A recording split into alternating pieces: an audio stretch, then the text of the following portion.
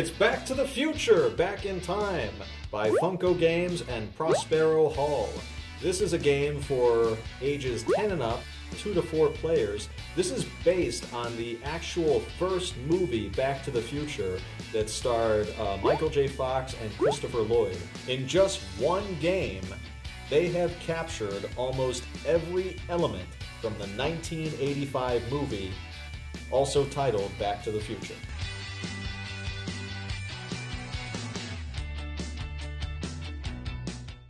Now, right when you open up the box, you're greeted by what looks to be a comic book. As a matter of fact, this is almost 100% accurate to what the comic book in the actual first movie looked like. It was Tales from Outer Space, and the ship kind of looked like the DeLorean time machine, and Marty was the guy in the hazard suit. But what this really is a rule book. Surprise!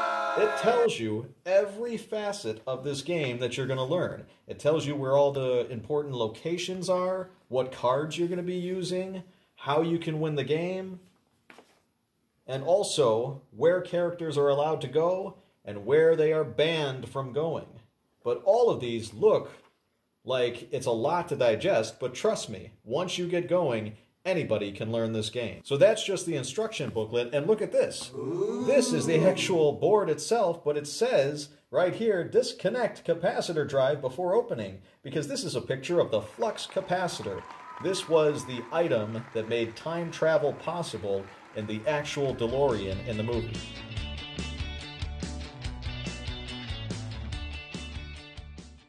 Now this is the board all set up. It's not that big, it's about a standard board game size.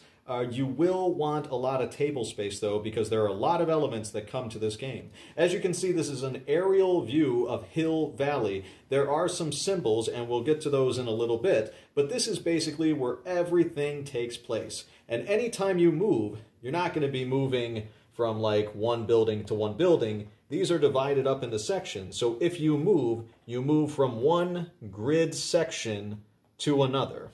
Basically, you're going to be moving around the board either clockwise or counterclockwise. As you can see, in the middle of Town Square, these characters, which are not playable, you cannot move them except when the game tells you to move them, are George, Lorraine, and Biff. They are not allowed in the public town square. We have the clock tower that is right here that actually is a dice roller. Now, a lot of people like to roll dice on the board itself, and you can do that. But if you want to add a little bit more randomness and fairness, if you don't trust the other person's dice rolling skills, you could roll them in the clock tower and see what pops out. Now, every character gets a placemat. As you see, we have Doc, we have his dog Einstein, we have Marty, and we have Jennifer. And as you can see, the board and the player placards are all done in this stunning pop art style. I really like how they did this. You're going to be collecting tiles that give you more dice rolls. Basically, this game pits you on the mercy of the dice rolls alone. Now, during the start of the game, you don't get many dice rolls. These perpetuate your actions in the game, whether you collect an item, whether you move a bunch of spaces, where you get crucial characters to other spots where you can advance in the game. You don't have a lot to work with at the beginning, but over the course of the game, you will gain more tiles and more dice rolls, and it makes it that much more intense by the time the end of the game comes around. This is called the turn tracker. This will determine, based on how many players you're going to be using in this game, how far down the line you advance. At the end of the game, the fact has to be true that the DeLorean must be in one of these 3 spaces. You have to collect all the items, and you have to get Marty back to the future. So if we were setting up for a 2-player game, we'd start here. We'd have to draw a trouble card.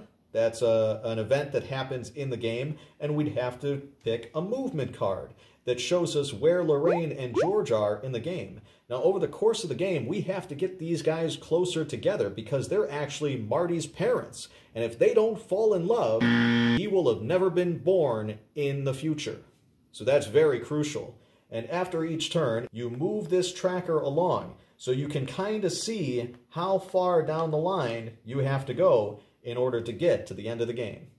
Now this is called the love tracker. This is also something that you'll have to keep track of during the course of the game. This is a photo of Marty and his siblings. Now remember, if George and Lorraine don't get together, none of them will have been born. You start the tracker right here, and over the course of the game, if George and Lorraine meet each other for longer periods at a time, you can progress this love tracker. Now every once in a while, Biff will come along and he'll make some trouble and drive them further apart, and then you'll actually get into the negative.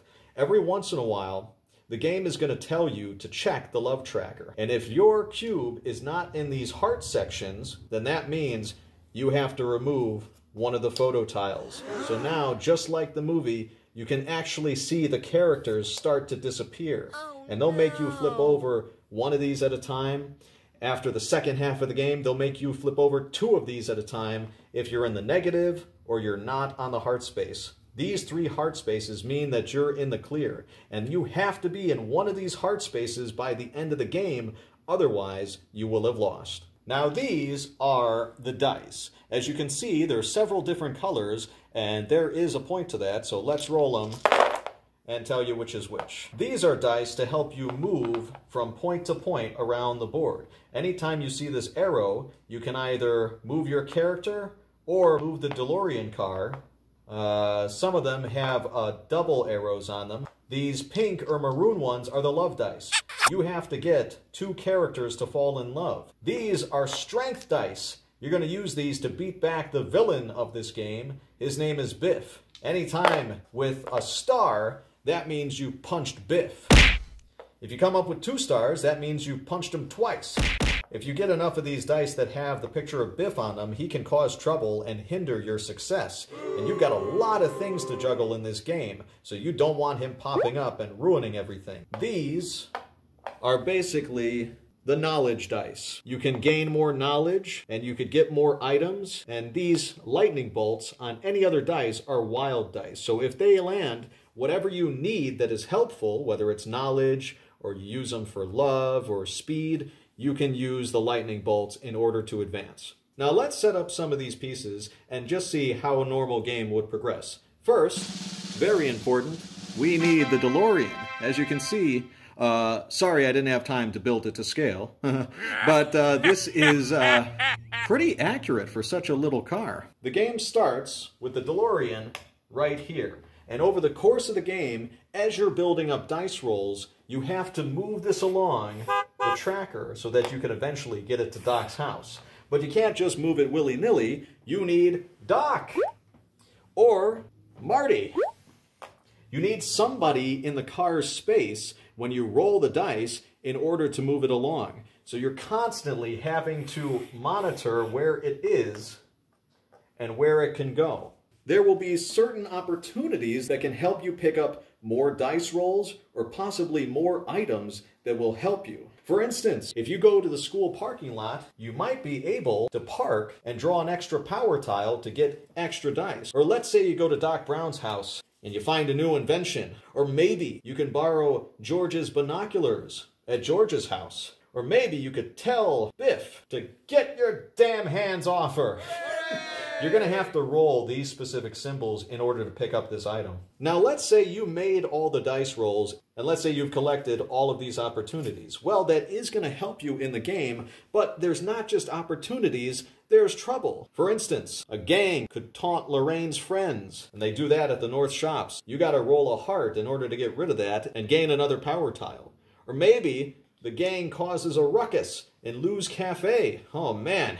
You need 2 POW points on the dice to get rid of that. Or maybe there's a problem in the school parking lot. The Starlighters guitarist injured his hand. All right, so we got to get rid of that so he could play the song that gets George and Lorraine together. Now these are the pieces for Lorraine and George. As always, Biff is there to drive a rift between both of them. Sometimes he can propel these 2 away from each other, even 1 space away or 3 spaces away. But let's say you ain't taking any more of Biff's guff. So Doc says, I'm gonna lay you out. Yes! So let's see if we can roll some POW dice. oh, we got 2 POW dice and 1 Biff dice. Well, 1 Biff dice cancels out one of these POWs, so we just knocked him out. But let's say we rolled 4 POW dice. Not only is he knocked out, but he's knocked out for the count. Now let's say we roll Biff dice again, or the game tells us to roll these dice.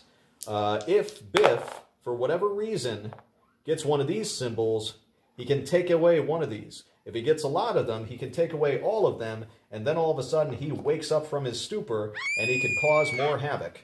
Now it does seem like this is chock full with a lot of stuff to keep track of, but so long as you gain a lot more power tiles to give you more dice rolls, the odds are in your favor. At the beginning of the game, you're at the mercy of the dice. But near the middle and end of the game, you can actually make the dice work for you. So there are 3 different items that you have to collect in order to go to Doc's house and soup up the DeLorean so you can get out of this time period. For instance, we have the DeLorean cable, and that's at the high school. We have the gasoline, which is at the South Shops. And we have the hook, which is at the clock tower. Now you need to roll a number of these symbols in order to pick up these items. You need to roll 1 flux capacitor for the cable, 2 for the gasoline, and 3 for the hook.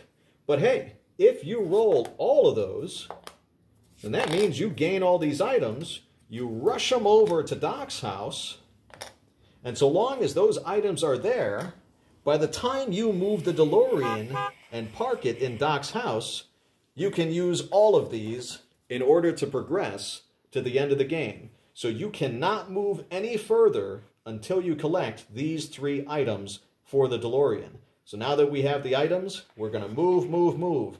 We're going to keep rolling until we get the car right in this space. But oh, Biff's going to come along and he's going to drive a wedge between these 2. And sometimes that makes you move the car back a couple of spots, and that hinders your progress.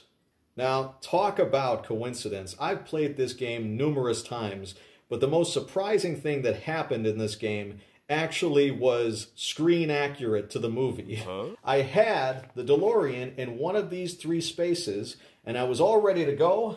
Biff was down for the count, like he was at the end of the movie. I had Doc over here, Marty over here. Everything was set up for me to win, and on almost the second to last turn, I drew this trouble card. Oh no!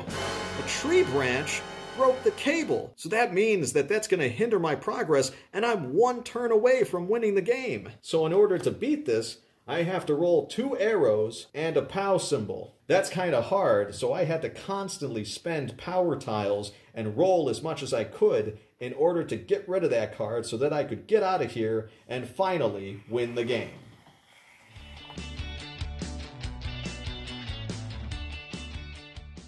It doesn't take very long to play. You're spending anywhere from 30 minutes to an hour, maybe even less time if you have multiple players helping. This is basically a cooperative game. Everybody's trying to help each other to beat back Biff, to get George and Lorraine to fall in love, and to get the DeLorean with all the crucial parts into the spot it needs to be so that you can go back to the future.